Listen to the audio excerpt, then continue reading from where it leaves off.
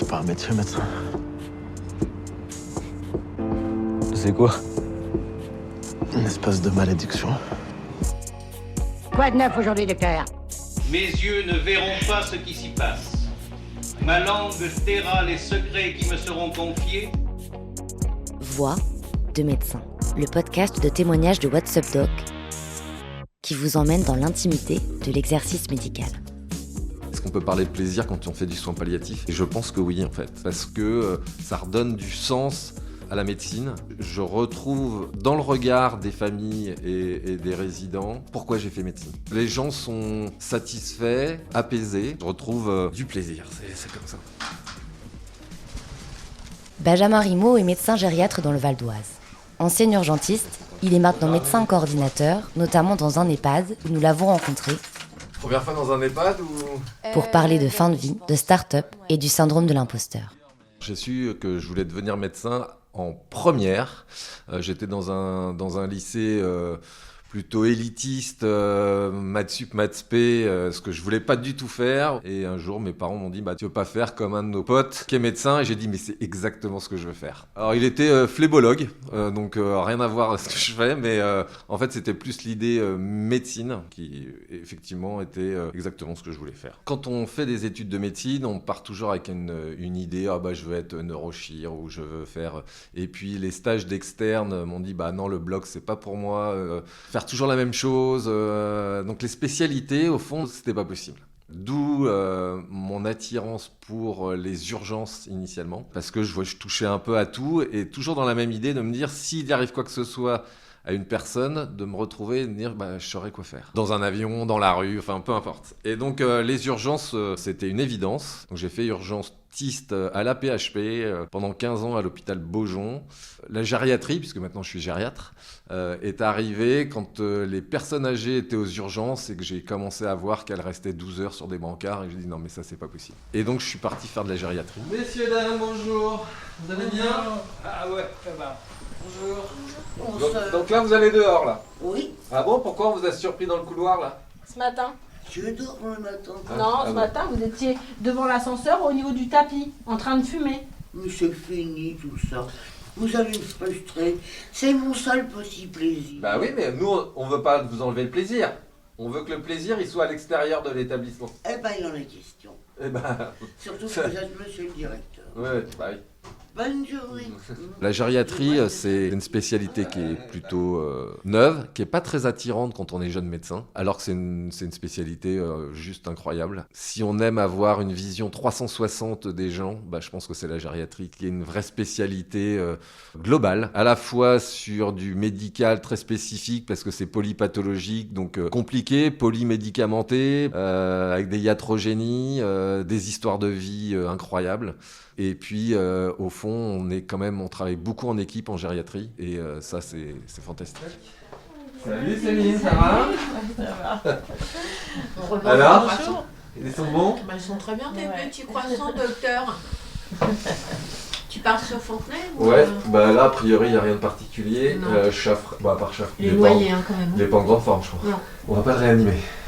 C'était effectivement pas à sa demande. Hein. Oui, puis bon, je pense que voilà, il perdure, Pépère. Mais il est très pris là. On l'a revu, sa fille, hein ? Tu l'as revu, toi ? Moi, je l'ai revu avant Noël, parce que je l'avais appelé donc, pour lui expliquer un petit peu, on avait refait un point. Après, on peut la revoir. Elle est bien au clair. Mais il y a C'était aux urgences. J'ai une dame qui arrivait dans le coma, qui était pas bien. Et là, on s'est dit, qu'est-ce qu'on fait ?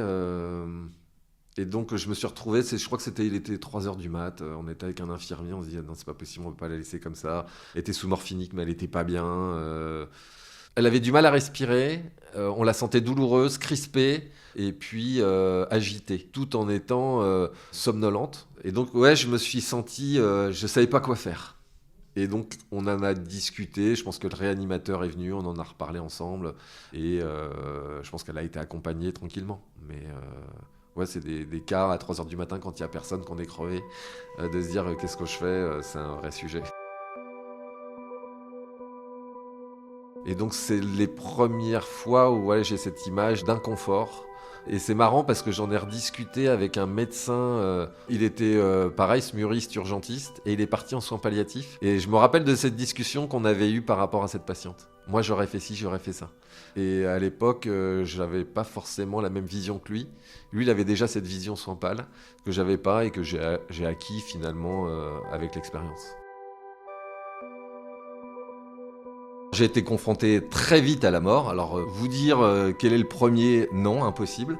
En tant qu'externe à l'hôpital, on est vite confronté finalement à ce genre de choses. Très fréquemment aux urgences, au SMUR. Et puis, moi, c'est mon quotidien en fait. Donc, la mort, c'est un tabou en France, c'est incroyable. Et donc, j'essaye de diffuser la bonne information, ou en tout cas, je dirais même à 18 ans, on devrait déjà en parler. On devrait déjà avoir fait ces directives anticipées parce que tout peut arriver. On a bien eu les cas Lambert, on a bien vu ce que ça a donné.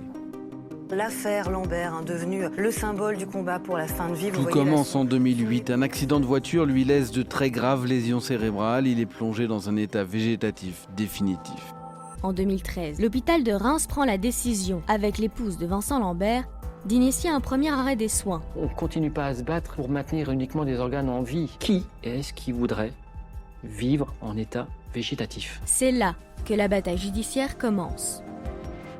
Très vite, sa famille se déchire sur son sort. Ce n'est pas une vie qu'aurait voulu Vincent, il l'avait très clairement dit. Ils sont en train de le tuer sans rien nous avoir dit. C'est des monstres. Vincent Lambert s'est éteint ce matin à 8h24 au CHU de Reims. La fin d'un long calvaire pour l'ancien infirmier de 42 ans et un soulagement pour une partie de ses proches, éreintés par l'interminable bataille judiciaire. C'est pas triste, les gens me disent toutes nos condoléances, mais ou courage, ou moment difficile, mais en fait ça remet les choses dans l'ordre. En fait, c'était ce qu'on attendait depuis des années, on y était prêts depuis des années. La mort, c'est la vie. Hein. Tout le monde va arriver à la même chose.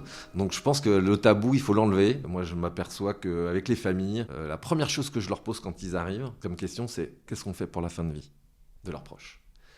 J'ai les boîtes de mouchoirs sur mon bureau.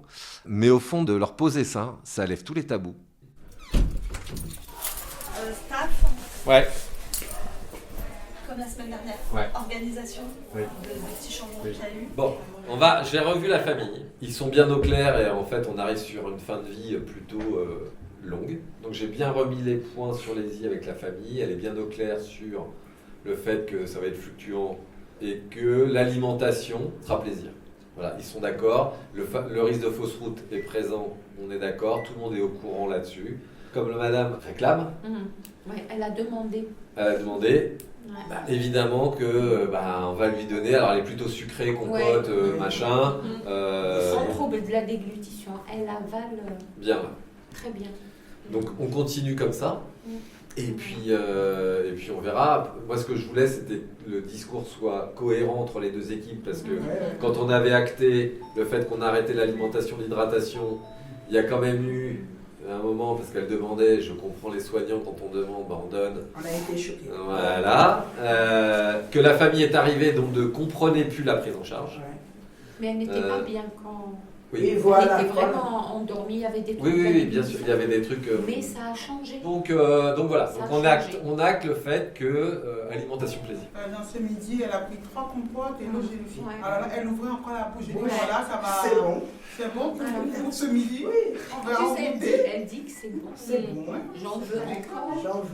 Moi, J'ai tous les moyens pour les accompagner dignement. Les seringues électriques, ça va me permettre de pouvoir accompagner dans les soins palliatifs, quand il y a de la douleur à la fois physique et anxieuse, de mettre des médicaments en continu pour que les patients soient paisibles et fassent des fins de vie sereinement. Et franchement, les accompagnements, je vois les équipes qui n'étaient pas forcément dans cette dynamique. Maintenant, c'est elles qui me disent, bon là, il faut qu'on discute soins palliatifs, il faut qu'on discute de la famille, et voilà. Alors, qu'est-ce qu'on en est où, madame ? Mais la journée, elle était pionnière. Mais après, la journée, elle était pionnière, elle étale. Pas non plus. Des choses habillées, en fait, juste qu'elle essaie de ne pas enlever. Peut-être des salopettes un peu... On peut tester les salopettes à l'envers. Faut voir comment, parce que madame, elle est intelligente. Elle essaie très bien. Ah ouais, mais je sais, mais justement, j'aimerais bien voir ce qu'elle fait, tu vois. Un test, tu vois. On pourrait tester, on demande des brouillères pour la nuit et des salopettes en journée. Après, c'est toujours pareil, hein, c'est des contentions. Mais c'est la mode aussi maintenant. C'est pour la mode. C'est à la mode, hein, les combinaisons. J'avais discuté avec une psychologue qui m'avait dit j'ai un chef de service de soins pal qui me disait est-ce qu'on peut parler de plaisir quand on fait du soin palliatif ? Et je pense que oui, en fait. Parce que ça redonne du sens à la médecine. Je retrouve dans le regard des familles et des résidents pourquoi j'ai fait médecine. En fait, les gens sont satisfaits, apaisés, et puis, au fond, bien accompagnés. Mon accompagnement, au fond, il devient standardisé. Je pourrais même ne plus être là. En général, quand on reçoit les familles, je suis avec la psychologue, je suis avec l'infirmière coordinatrice. Elles connaissent tellement le discours qu'elles-mêmes, maintenant, elles savent comment accompagner, parce qu'on s'est aperçu que cet accompagnement-là, en tout cas de discuter, d'en parler, de l'évolution des pathologies, comment ça va se passer, et ben, c'était ce qu'avaient besoin d'entendre, ou en tout cas d'appréhender les familles. Mais la question, c'est il déambule plus, là ? Non. Non. Donc la vraie question, c'est un moment de se Même dire... la toilette, excusez-moi, même la toilette, ça devient de plus en plus compliqué. Ouais. Il n'y arrive plus, il est dans son lit, on le prend en fauteuil, on l'emmène dans la salle de bain, même la toilette, pour qu'il se... C'est très compliqué. Moi, je fais sa toilette au lit. Ouais. Moi, je sais pas faire sa toilette faire parce au lit, que c'est très difficile. C'est ce que je peux entendre. Il y a moins de 5% des résidents qui arrivent en EHPAD qui ont des directives anticipées. J'ai trop entendu des familles souffrir en disant le réanimateur ou le chirurgien ou peu importe un médecin, qu'est-ce que vous voulez pour votre père, votre mère ? Et en fait, ils ont cette culpabilité de se dire c'est moi qui ai pris la décision de... Et je crois que les décisions collégiales, de discuter avec la personne qui distribue le petit déjeuner, celle qui fait sa toilette, celle qui fait ses soins, ses pansements, tout ça, elles ont un regard, elles ont une vision, elles ont une relation avec les gens. Et c'est là où je dis que les décisions collégiales sont importantes, c'est quand est-ce que j'arrête le soin ? Parce que nos études sont là à dire on soigne, on soigne, on soigne. Et ben c'est de se dire est-ce que j'arrête au bon moment, pas au bon moment ? Et le fait de réfléchir ensemble enlève ce poids.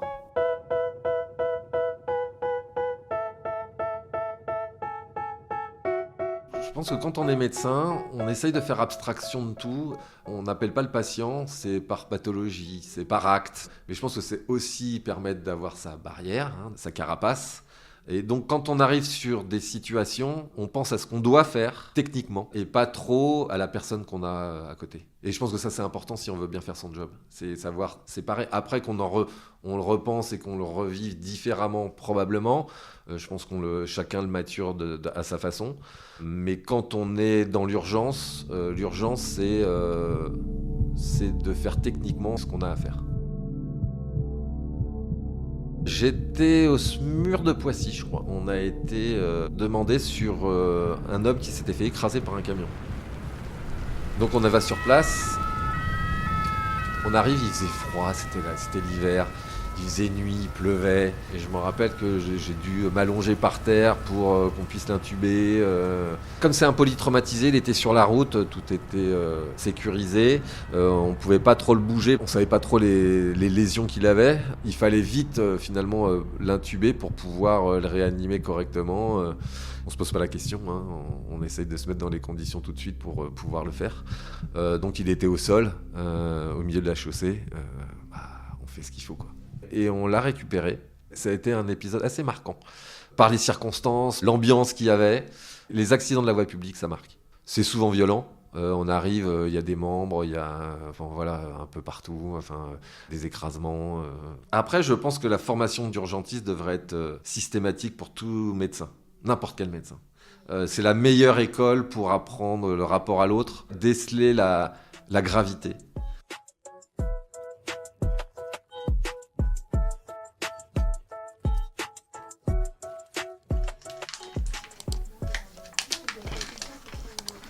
Mesdames, bonjour docteur.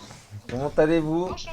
Bon alors je répète la situation. Je suis médecin coordonnateur alors de plein de choses, de 2 EHPAD, d'un CRT, c'est les centres de ressources territoriaux, où j'ai 30 lits entre guillemets d'EHPAD à domicile. Et je suis médecin coordonnateur d'un DAC, qui sont les dispositifs d'appui à la coordination, donc sur le territoire. Donc vous voyez bien que la coordination, c'est mon centre de métier maintenant.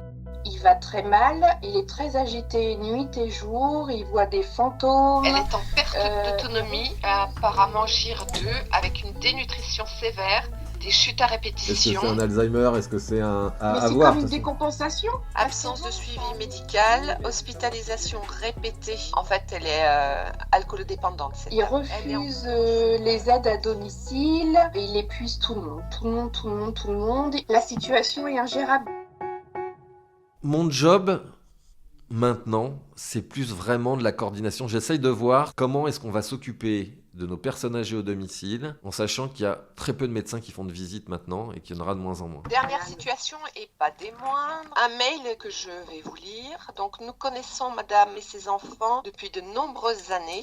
Sa fille ne travaille pas pour rester auprès de sa mère et de son fils, et son fils est régulièrement au domicile pour aider sa sœur pour les soins quotidiens. Nourrir, laver, changer, habiller leur mère, régler les factures. Il est venu au CCAS épuisé et inquiet de l'état de santé de sa mère qui cumule plusieurs pathologies, maladies. Vu la population vieillissante qui arrive, le fait qu'on va plus pouvoir prendre autant de patients en EHPAD, les EHPAD vont être saturés dans les 2-3 prochaines années. Et donc le but, ça va être de laisser les gens au domicile dans les meilleures conditions. Et sans aidants, ça va être compliqué. Et donc j'ai créé une start-up qui s'appelle Mon Cas, qui est dédiée aux aidants. Et là, pareil, on fait de la coordination médico-sociale et sanitaire via des infirmières de coordination. Pour la prise en charge et la structuration des parcours. C'était une dame qui était suivie par le réseau, en fait, initialement. Oui. Donc on doit avoir quand même pas mal de choses sur ses antécédents médicaux, etc. Maladie de Huntington. Ah bah voilà, donc c'est une maladie de Huntington. Donc évidemment que c'est un gros problème. Vous savez ce que c'est qu'une maladie de Huntington ? Non. Donc c'est une dégénérescence, t'as des démences avec des mouvements anormaux. Un peu comme Parkinson. Et j'en ai un en EHPAD là. Tu vois, il a 55 ans et ça fait 3 ans qu'il est chez moi dans du soin palliatif. Tu vois, elle déjà, Huntington, à 65 ans, elle a déjà vécu longtemps, je trouve. En plus, c'était en 2016, Benjamin. Ah ouais, donc il y a 7 ans. Elle va se dégrader petit à petit par la force des choses, un peu, c'est ça. C'est plus que ça, ouais. Oui. Ils font la toilette, ils font le machin. Je pense qu'elle est déjà grabataire au lit. Et dans épuisé, c'est parce qu'effectivement, il ne doit pas y avoir d'aide à domicile. Hein. Non, mais... Le doute qui m'assaille le plus souvent, c'est le syndrome de l'imposteur. Mes associés dans la start-up, là, qui me disent « Mais arrête d'avoir le syndrome de l'imposteur. En fait, il y en a peu qui font tout ce que tu fais et qui ont l'expérience de ce que tu fais, donc arrête. » Mais je pense que le fait de se remettre en question régulièrement, c'est essentiel aussi pour être un bon médecin. J'ai un cas qui me revient sur... j'ai eu un doute de est-ce que j'aurais dû la faire sortir ou pas. Et on a revu le dossier de cette dame, j'ai rien à me reprocher. Mais j'avais cette intuition de me dire, je la sens quand même pas bien. Mais j'ai rien à mettre sous la main pour la garder. C'était une épidémie de gastro-entérite qui arrivait aux urgences. Elle avait vraiment les symptômes de la gastro. On l'a gardée, on l'a réhydratée. Ça allait mieux. Son bilan sanguin était normal, l'électro, tout était normal. Mais en fait, elle a été retrouvée morte le lendemain chez elle. Donc on a repris tout le dossier, normal. Et je m'étais dit, mais cette dame, je sais pas. Et je pense qu'il y a aussi ce côté-là au niveau, quand on médecin, c'est l'intuition, le ressenti. Et donc ça m'a marqué. Et donc maintenant, je fais toujours confiance à mes intuitions.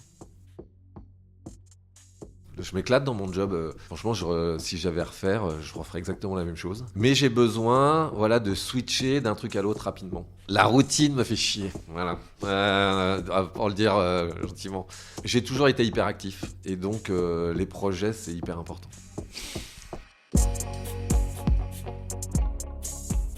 Voix de médecin est un podcast de WhatsApp Doc disponible une fois par mois partout où vous écoutez des podcasts. Si vous avez aimé l'épisode, partagez-le à vos proches et mettez-nous des étoiles. Le tournage, l'écriture et la réalisation ont été assurés par Margot Kefelec. Le directeur de la publication, c'est Mathieu Durand, la rédactrice en chef, Alice Deschenaux, et le rédacteur en chef adjoint, Luc Angevert. Le générique est composé d'extraits du film Hippocrate, réalisé par Thomas Lilti, du dessin animé Bugs Bunny et d'une archive de l'INA. À très vite!